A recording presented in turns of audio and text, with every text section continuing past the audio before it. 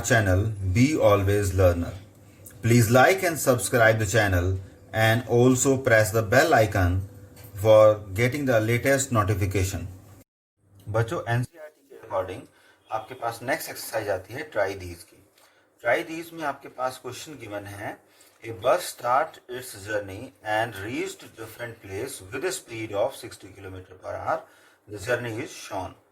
तो यहाँ ए से हमारा स्टार्टिंग पॉइंट है और बी तक पहुंचती है बस, फिर सी तक पहुंचती है, फिर डी तक, फिर ई तक, फिर एफ, फिर जी, फिर दोबारा ए पर पहुंचती है।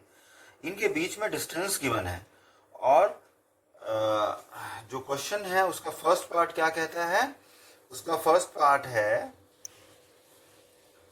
Find the total distance covered by the bus from A to D.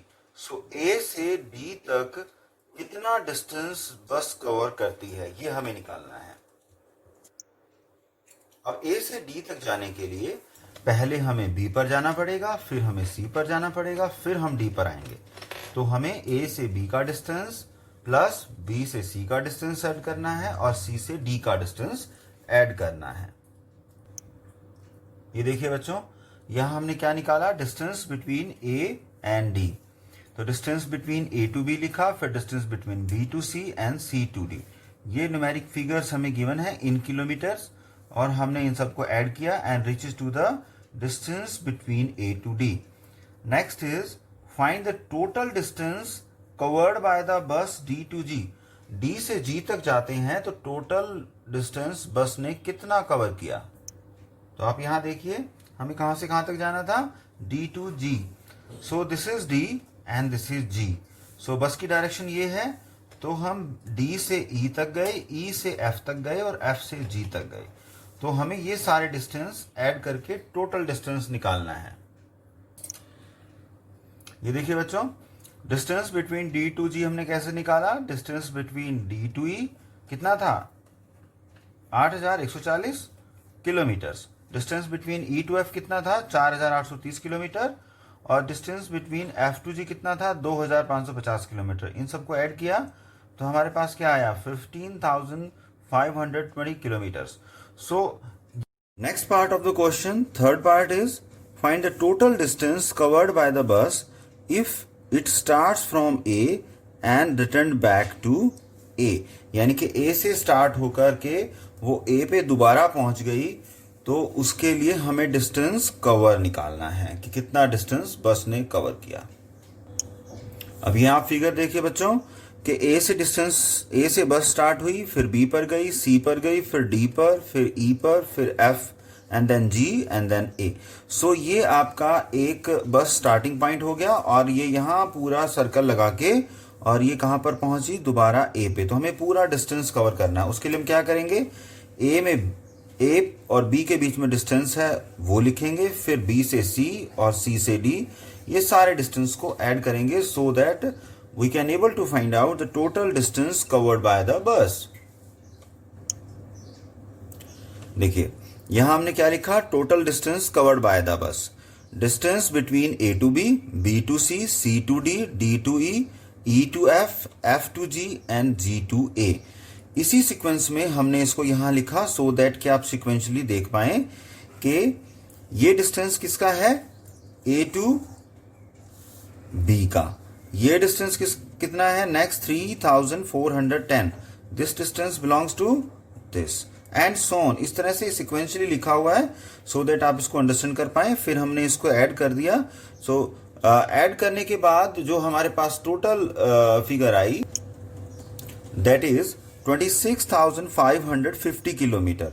So this is the total distance covered by the bus. Fourth part of the question is can you find out the difference of the distance from C to D and D to E। इसके लिए हमें C to D का distance देखना पड़ेगा और D to E का distance देखना पड़ेगा। So this is the figure. So हम क्या देख रहे थे कि C to D का डिस्टेंस कितना है? So this is C to D। C to D distance है 2160 and D to E distance कितना है? 8140। तो हमें 8140 में से 2160 को सब्ट्रैक्ट करना है. Now here you can see that distance from C to D is 2160 and distance from D to E is 8140 kilometers. So इनको सब्ट्रैक्ट किया हमने डिफरेंस निकालने के लिए. So we reach to the result 5980 kilometers. Next part of the question is find out the total time taken by the bus to reach. Total time taken निकालना है. कहाँ से? A to B के लिए total time taken निकालना है. तो हमें क्या पता होना चाहिए? डिस्टेंस पता होना चाहिए और बस की स्पीड पता होनी चाहिए, तो हम टाइम निकाल सकते हैं. सो A to B का डिस्टेंस कितना है?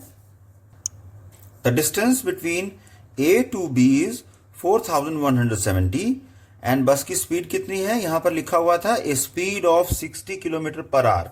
तो 60 किलोमीटर की पर आवर की स्पीड हो गई और डिस्टेंस हो गया 4170 किलोमीटर.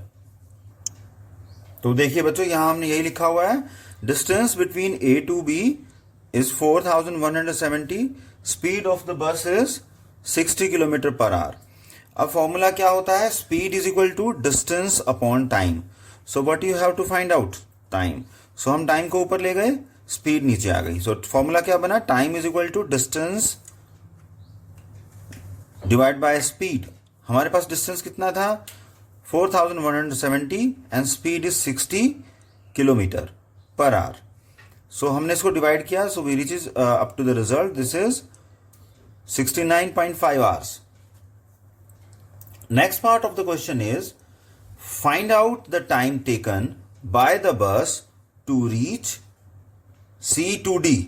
अब हमें C से D तक का डिस्टेंस देखना है, तो हम फिगर पे दोबारा चलते हैं. तो फिगर में हमें C to D का डिस्टेंस कवर देखना है. तो C to D का डिस्टेंस कितना है बेटा? C to D का distance 2160. So we are having the distance 2160 kilometer. Speed we already know 60 kilometer per hour. Formula we know time is equal to distance upon speed. So it is distance is 2160 divided by 60. It is 36 hours. Next part of the question is from E to G हमें कितना time लगेगा? उसके लिए हमें distance देखना पड़ेगा E to G का. E to G. E to G के लिए हमें क्या करना पड़ेगा कि हमें E to F का डिस्टेंस लेना पड़ेगा, F to G का डिस्टेंस लेना पड़ेगा. We add both of these two, then we can calculate the time taken. अब आप यहां देख सकते हैं कि distance between E to G हमने निकाला है कि distance between E to F लिया हमने, फिर F to G लिया और दोनों का डिस्टेंस जो गिवन था वो लिखा, दोनों को ऐड किया. This is the distance. और formula is time is equal to distance upon speed. Speed कितनी थी बेटा? 60 kilometre per hour. So distance की वैल्यू पुट की हमने यहां पर और स्पीड की वैल्यू पुट की. विल रीच 123 आवर्स में E to G पहुंचा जा सकता है. Last part of this particular question is total journey का हमें क्या निकालना है? Time taken. तो उसके लिए हमें क्या करना पड़ेगा? टोटल डिस्टेंस कवर निकालना पड़ेगा. तो लास्ट क्वेश्चन में हमने टोटल डिस्टेंस कवर निकाला था. देखिए, ये फर्स्ट क्वेश्चन का थर्ड पार्ट था जिसमें हमने निकाला था टोटल डिस्टेंस कवर्ड बाय बस. कितना डिस्टेंस आया था बच्चों? That was 26,550. We put that particular value here. This is the third part of the question and value was this one. So formula क्या था? Time is equal to distance upon speed. So distance कितना आया था? 26,550 divide by 60. तो result क्या आया? 442.5 hours. So this is our final answer for the final last part of this particular question. So I think you are able to understand कि हमने कैसे distance calculate किया है और कैसे टाइम कैलकुलेट किया है. So next part of this particular try these is second part is Raman की शॉप थी. उसने वहां पे चीजें रखी हुई थी, थिंग्स रखी हुई थी. क्या क्या रखा हुआ था बच्चों? Apple, orange, combs, toothbrush, pencil, notebook और सोप केक्स. ये रखा हुआ था उसने. उसकी प्राइस ली दे रखी है 40 रुपीज़ पर किलोग्राम, 30 रुपीज़ पर किलोग्राम, 341 यानी कि 3 रुपए का एक पीस था कॉम्स का, और 10 रुपीज़ का एक पीस था टूथब्रशेज का, और 1 रुपए का एक पेंसिल थी, और 6 रुपए की नोटबुक थी, और 8 रुपए का सोप केक था। इसी तरह से एक और टेबल दे रखी है, उसमें क्या था, sales during last year. Last year कितनी सेल हुई थी, एप्पल इतने किलो सेल हुए थे, ऑरेंज इतने किलो सेल हुए थे, कॉम्स इतनी सेल हुई थी टोटल, और टूथब्रश इतने सेल हुए थे, पेंसिल इतनी सेल हुई थी, नोटबुक्स इतनी सेल हुई थी, और सोप केक्स कितने सेल हुए थे, 20,500 ओनली। सो हमें अब निकालना क्या है, निकालना है हमें first part, can you find the total weight of apples and oranges Raman sold last year. So जो रमन ने लास्ट ईयर सोल्ड किया था उसका हमें टोटल वेट निकालना है। तो total weight of apples and orange पहले हम निकालेंगे। तो हम इसको लिखेंगे weight of the apples plus weight of the orange. So weight of the Apple कितना गया गिवन था हमारे पास, वो गिवन था 2,457, और ऑरेंज का वेट कितना गिवन था 3,004 किलोज। तो दोनों को ऐड किया तो हमारे पास total weight of apples and orange हमारे पास आ गया। Next part of the question is can you find the total money Raman got by selling apples. तो टोटल जो मनी रमन ने मनी अर्न की एप्पल्स को सेल करके वो निकालनी है हमें। तो हमें एप्पल का वेट पता होना चाहिए और एप्पल का प्राइस पता होना चाहिए। तो एप्पल का रेट कितना था 40 रुपीज पर किलो, और कितने एप्पल सेल हुए 2,457 किलोज।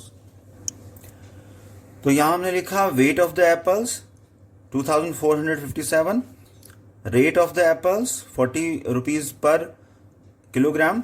तो हमने क्या करना है, total money by selling apples निकालना है। तो जो उसका वेट होगा और जो उसका पर किलो वेट होगा दोनों को मल्टीप्लाई करेंगे तो हमारे पास टोटल मनी आ जाएगी earn because of selling of apples, that is 98,280 rupees. Next part of the question is can you find the total money Raman got bye selling apples and orange together, कि उसने Apple और orange को बेच के कितनी money earn की। तो हम इसको बी पार्ट से पिक कर सकते हैं इस पर्टिकुलर क्वेश्चन, इस पर्टिकुलर पार्ट को, कि एप्पल को बेचने से टोटल मनी जो उसने अर्न की वो कितनी अर्न की थी 98,280। 98,280 हमने एज इट इज पिक कर लिया है। Next part of the question is कि ऑरेंज को बेचने से उसको कितनी मनी अर्न हुई। तो उसके लिए हमें ऑरेंज का वेट और रेट दोनों पता होना चाहिए। उसके लिए हम फिर टेबल को रेफर करते हैं। तो ऑरेंज कितने सेल हुए थे 3,004 किलोज, और ऑरेंज किस रेट में सेल हुए थे 30 रुपीज पर किलोग्राम। तो हमने एज इट इज वो यहां पे लिखा weight of the orange is 3,004 kilos, rate of the orange 30 rupees per kilos. हमने दोनों को मल्टीप्लाई किया, so will reach up to the result 90,120। सो हमें टोटल मनी निकालनी थी बाय सेलिंग ऑरेंज और एप्पल्स को सेल करके कितनी मनी अर्न हुई। तो ये है मनी जो एप्पल को बेच के उसको अर्न हुई है, और ये मनी है जो ऑरेंज को बेच के अर्न हुई है। हमने दोनों को ऐड कर दिया तो एग्जैक्ट फिगर क्या आई हमारे पास 1,88,400 only. So next part of this question is that is D part, make a table showing how much money Raman received from selling each item. Arrange the entire of the amount of the money received in descending order. तो पहले तो हमने क्या निकालना है कि total money उसे कितनी अर्न हुई, फिर उसके बाद उसको डिसेंडिंग ऑर्डर में लगाना है। Find the total item which brought him the highest amount, कि हमें वो मनी निकालनी है जिससे कि उसको सबसे ज्यादा अमाउंट मिला हो, and how much it this amount, और ये अमाउंट कितना था। तो हमें इसमें different part of the question attempt करने हैं। तो सबसे पहले हम टेबल बनाएंगे कि उसे कितना अर्न हुआ। कितना अर्न हुआ उसको निकालने के लिए हमें हर चीज की क्वांटिटी पता होनी चाहिए और उसका प्राइस पता होना चाहिए। हमें उन दोनों को मल्टीप्लाई करना है और फिर उसके बाद ऐड करना है। से सपोज कि उसने एक पेंसिल का रेट ₹1 लगाया और उसने टोटल 38,530 पेंसिल बेची हैं, तो इसको हम 1 से मल्टीप्लाई कर देंगे तो हमारे पास टोटल प्राइस अचीव हो जाएगा। सो इसी तरह से हम एक टेबल बिल्डअप करते हैं। Solution of this part is, हमें टेबल बिल्डअप करनी है। तो हमने क्या किया कि apples, orange, combs, toothbrush, pencil, notebook और सोप केक, इन सब की क्वांटिटी और रेट को आपस में मल्टीप्लाई किया और मल्टीप्लाई करने के बाद जो डिजिट आई उन सारे डिजिट्स को ऐड कर दिया। सो ये हमारे पास फाइनल मनी जो रमन को रिसीव हुई after selling all the items. Next part of the question is कि हमें इनको डिसेंडिंग ऑर्डर में रखना था। डिसेंडिंग ऑर्डर में रखने के लिए हमें डिजिट्स पता होनी चाहिए, तो हमने सबकी डिजिट काउंट की। This is of 5 digit number, this is of 5 digit number, this is again of 5 digit, this is a 6 digit number 1 2 3 4 5 6. So this is 5 digit number 1 2 3 4 5. This is 6 digit number 1 2 3 4 5 and 6. So 6 digit number. तो हमने सबके आगे digit रख लिए। अब हमें descending order में क्या करना होता है बच्चों? सबसे पहले हमें रखना होता है सबसे बड़ा डिजिट। तो सबसे बड़ा डिजिट हमारे पास 6 डिजिट नंबर है और 6 डिजिट नंबर है हमारे पास, जिसमें सबसे बड़ा जो हमारे पास प्लेस वैल्यू पे फिगर है वो है 2 और इन दोनों में हमारे पास 2 अवेलेबल है और यहाँ पे 4 है, यहाँ पे 5 है। It means this number is having highest value, तो हमने सबसे पहले रखा उसको। फिर उसके बाद नेक्स्ट नंबर इसका आएगा, देन उसके बाद next lower number is this one. फिर 5 डिजिट नंबर के अंदर हमें सर्च करना है, तो मैक्सिमम जो प्लेस वैल्यू है उस पे हमारे पास ये डिजिट्स हैं जो कि 5 डिजिट हैं, हमारे 5 डिजिट नंबर हैं। तो आप इसमें देखिएगा कि इनमें 9 यहाँ पर मैक्सिमम है और यहाँ पर 8 है, यहाँ 0 है नेक्स्ट प्लेस वैल्यू पे। तो ये हमारा नेक्स्ट लोअर नंबर होगा, फिर उसके बाद नेक्स्ट लोअर नंबर ये होगा, फिर उसके बाद नेक्स्ट लोअर नंबर ये आएगा, देन उसके बाद lastly we are reaching up to this. So ये हमारे पास इनका डिसेंडिंग ऑर्डर हो गया। Last part of the question is find the item which brought him the highest amount। तो सबसे ज्यादा किससे उसको पैसा मिला? सो आइटम हमारे पास होगी टूथब्रश। टूथब्रश से उसको सबसे ज्यादा अमाउंट मिला। कितना मिला?